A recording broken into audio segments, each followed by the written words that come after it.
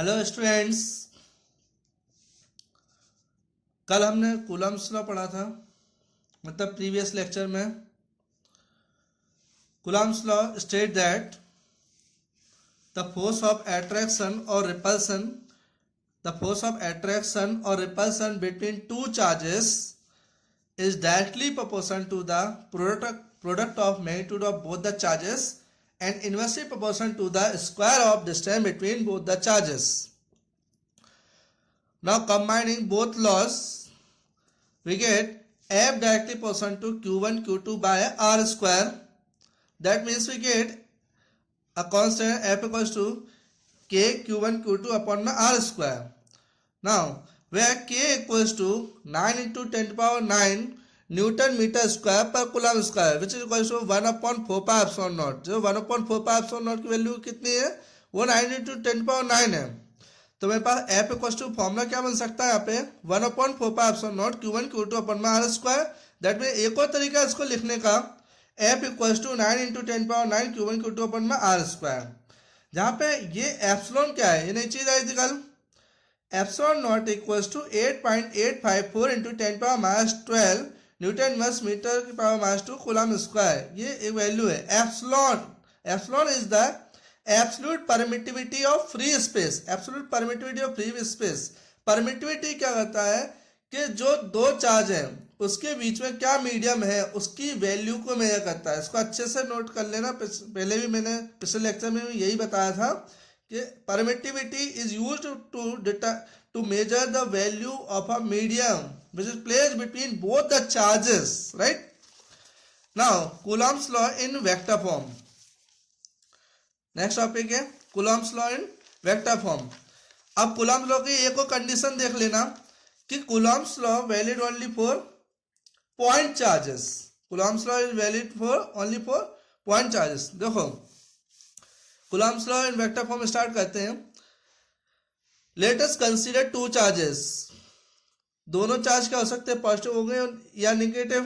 तो अगर पॉजिटिव है, अगर दोनों चार्ज का पॉजिटिव है, मास क्या है सेम होगा। दोनों मास अगर सेम है तो दोनों फोर्स ऑफ रिपल्सन लगेगा। दोनों फोर्स ऑफ रिपल्सन लगा, इसके कारण ये फोर्स लगा, इसके कारण ये इसके ऊपर फोर्स लगाएगा। The force on first due to second charge is represented by F12 vector. The force on second charge due to first vector is represented by F21 vector.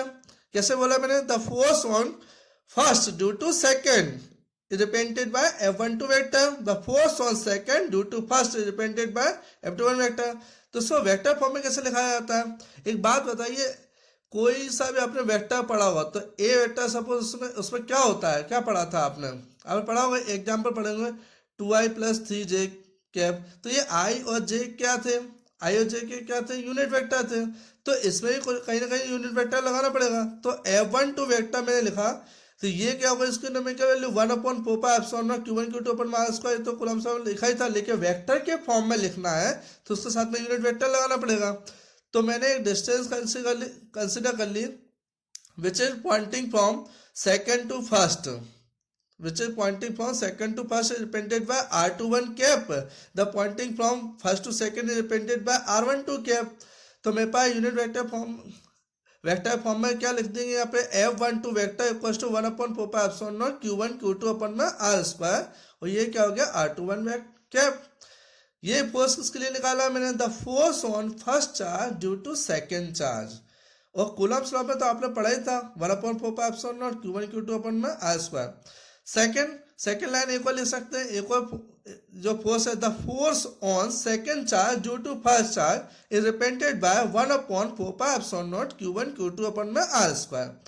और R12 कैप वेक्टर हो गया। तो ये होगा Coulomb's law in vector form.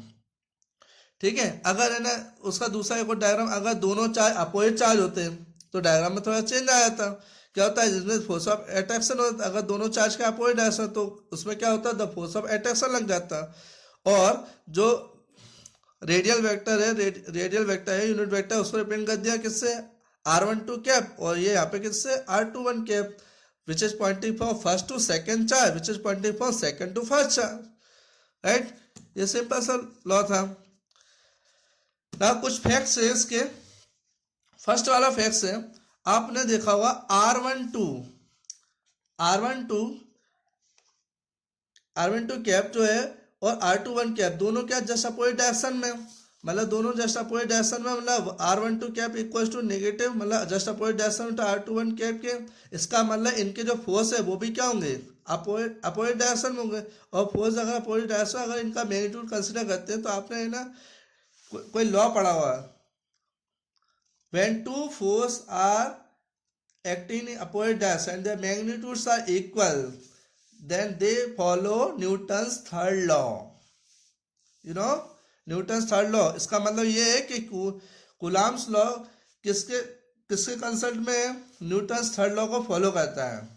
ठीक है, ये first point होगा, न्यूटन्स थर्ड लॉ को फॉलो करता है। अब सेकंड क्या है, अब एक बात सुनना है, यहाँ पे एक तरीका ले लेते हैं।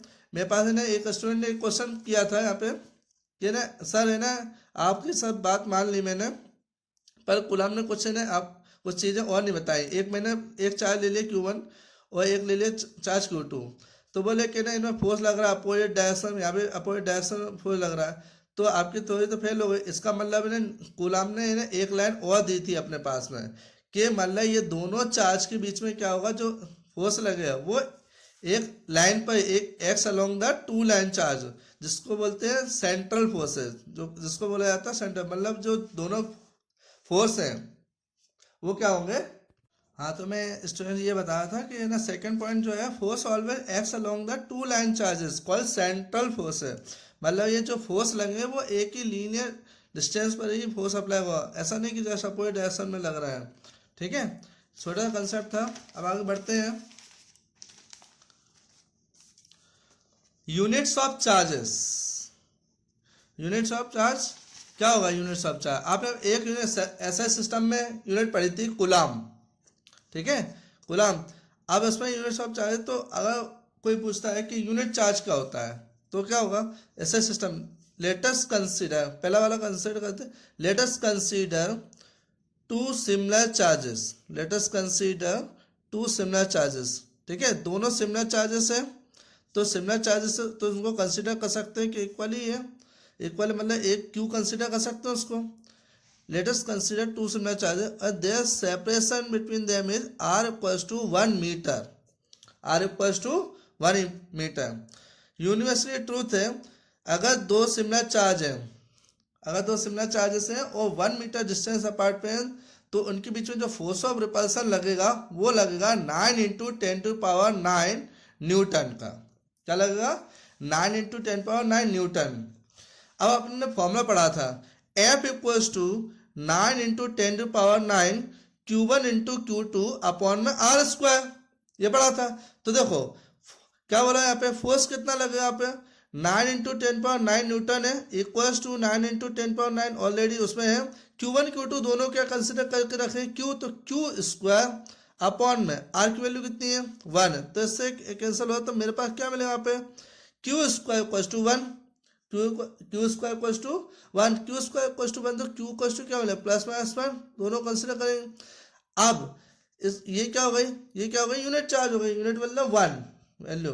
अब तो इसके लिखेंगे कैसे, if two similar charges are kept, if two similar charges are kept at 1 meter distance apart and the force of repulsion between them is 9 × 10⁹ Newton, then each charge is called unit charge. Clear है, ये अपन ने किसमें पढ़ लिया, ऐसे system में।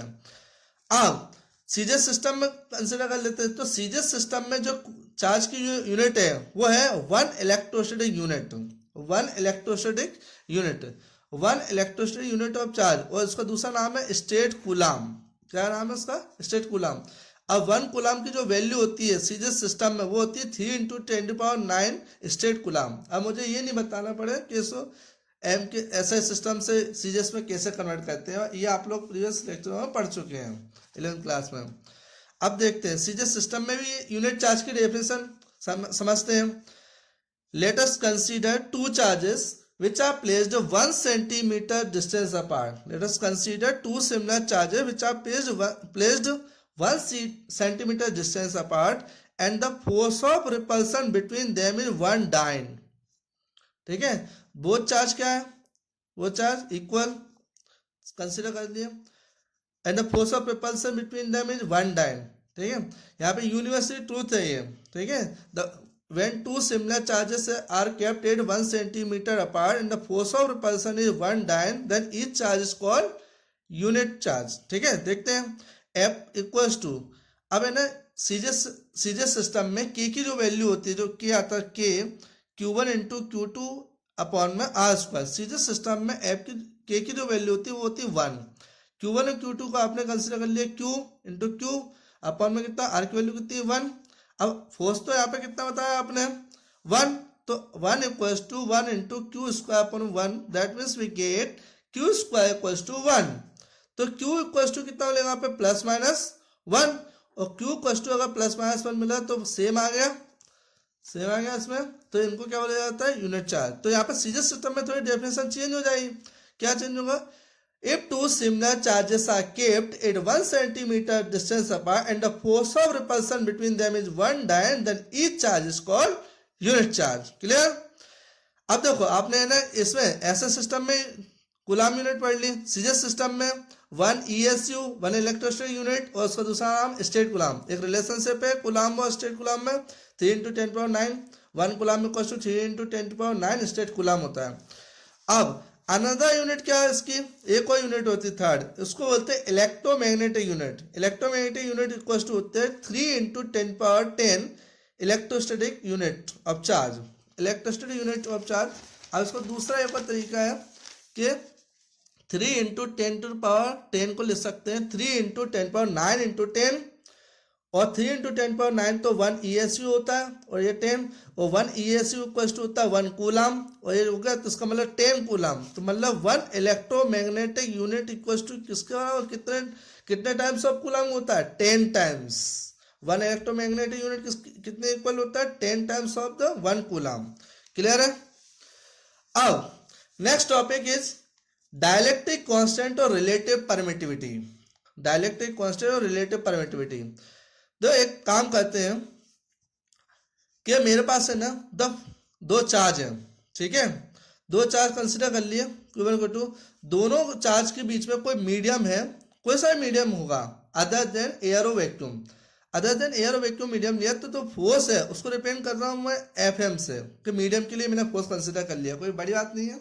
अब देखो यहाँ पे 1/4π, अब तो एप्सिलॉन नॉट तो आएगा नहीं, क्योंकि अदर देन एयर और वैक्यूम बोला तो एक सिंबल एप्सिलॉन। ठीक है, एप्सिलॉन लिया, यहाँ पे क्या कर सकते, दोनों चार्ज Q1 Q2 अपन में कितना है R स्क्वायर। अब देखो यहाँ पे ये किसके लिए हो गया, अदर देन एयर और वैक्यूम, तो एयर के लिए कंसीडर कर लेते हो, एयर और वैक्यूम के लिए तो F0 अपॉन में 1/4π, यहाँ पे क्या आएगा epsilon not, which is used for air और वैक्यूम। तो Q1 Q2 bye R square. ठीक है, इसको इक्वेशन नंबर 1 कंसीडर कर लिया, इसको इक्वेशन नंबर 2 ले लिया। ठीक है, अब मैंने क्या कर दिया, इक्वेशन नंबर सेकंड को डिवाइड कर दिया फर्स्ट से।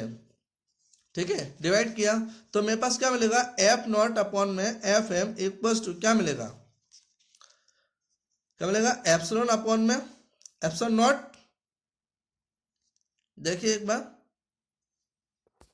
बार F0 अपॉन में FM equals to epsilon upon में एप्सिलॉन नॉट मिलेगा। क्लियर है। ठीक है, अब एप्सिलॉन अपॉन में एप्सिलॉन नॉट की जो वैल्यू है वो इक्वल टू 1 लेस देन 1 रहेगी, मतलब एयर और वैक्यूम के लिए यूज करते हैं, और ये किसी मीडियम के लिए है। ठीक है, क्लियर सी बात है कि उसकी जो वैल्यू रहेगी वो ज़्यादा रहेगी, तो ये बड़ी क्वांटिटी छोटी क्वांटिटी है। अब तो इसके जो रेशो होता है इसका नाम दिया उन्होंने रिलेटिव परमिटिविटी। क्या नाम दिया है, relative permittive, which is also known as dielectric constant, which is also known as dielectric constant. तो आपके पास है ना डेफिनेशन बन गई है डाइलेक्ट्रिक कांस्टेंट और रिलेटिव परमिटिविटी की।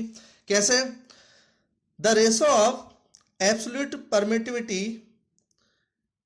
Permittivity in any medium to the absolute permittivity in air और वैक्यूम। क्लियर है, एक और डेफिनेशन बन गई है, द फोर्स एक्सर्ट।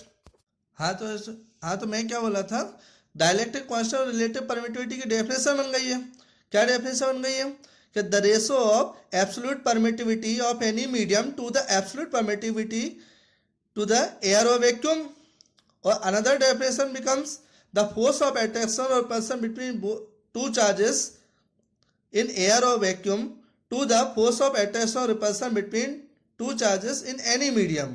ठीक है, तो ये डायलेक्ट्रिक कांस्टेंट और रिलेटिव परमिटिविटी की डेफिनेशन दो तरीके से लिखी जा सकती है। ठीक है, अब ये डायलेक्ट्रिक कांस्टेंट की वैल्यू अब एयर वैक्यूम के लिए कितनी होती है, अब देखते हैं। वैक्यूम के लिए कितनी होती है 1.000 और एयर के लिए निकाली गई थी, ऑब्जर्वेशन करने के बाद आती है। ये नेचर ऑफ द मीडियम पर डिपेंड करती है। एयर के लिए कितनी है 1.006, हाइड्रोजन के लिए होती है 1.0026 होती है, ग्लास के लिए होती है 3 to 4 के बीच में आती है, मिका के लिए कितनी आती है 3 to 6 तक की, और वाटर के लिए आती है 81। ठीक है, थैंक यू। और एक बार और रिवाइज करते हैं इस चीज़ को। पहले तो है ना स्टूडेंट्स देखते हैं, पहले आज का लेक्चर में आपने पढ़ा था Coulomb's law simple form and general form, और उसके बाद है ना उसका वेक्टर फॉर्म पढ़ा था। वेक्टर फॉर्म में आपको देखा केवल उसके यूनिट वेक्टर लगा दिए गए थे, वो सेम लॉ था, अलग से कुछ भी नहीं लगाया था। और उसके दो इम्पोर्टेंट फैक्ट्स पढ़े थे। उसके दो इम्पोर्टेंट फैक्ट्स है कि कूलॉम्स लॉ जो है वो Newton's third law of motion को फॉलो करता है, और सेकंड जो है वहाँ पे जो फोर्स है दोनों एक ही लीनियर लाइन पे एग्जर्ट करते हैं, मतलब उसको बोलते हैं सेंट्रल फोर्सेस। ठीक है, और उसके बाद अपने अलग अलग यूनिट पढ़ी थी। पहली यूनिट ऐसे सिस्टम में कूलाम थी, उसके बाद है ना सीरियस सिस्टम में यूनिट इसकी 1 ESU थी, और थर्ड एक्स्ट्रा में एक यूनिट बताई गई थी, another unit of charge, electromagnetic unit of charge which is equal to 10 coulomb. फिर उसके बाद ना पढ़ा आज के लेक्चर में dielectric constant of dielectric constant या relative permittivity of the medium. ठीक है, डायलेक्ट्रिक कांस्टेंट क्या करता है और रिलेटिव परमिटिविटी का रिलेटिव परमिटिविटी और बता देता हूँ बहुत अच्छे से, अदर देन एयर और वैक्यूम के बारे में कंसिडर करते हैं। ठीक है, थैंक यू।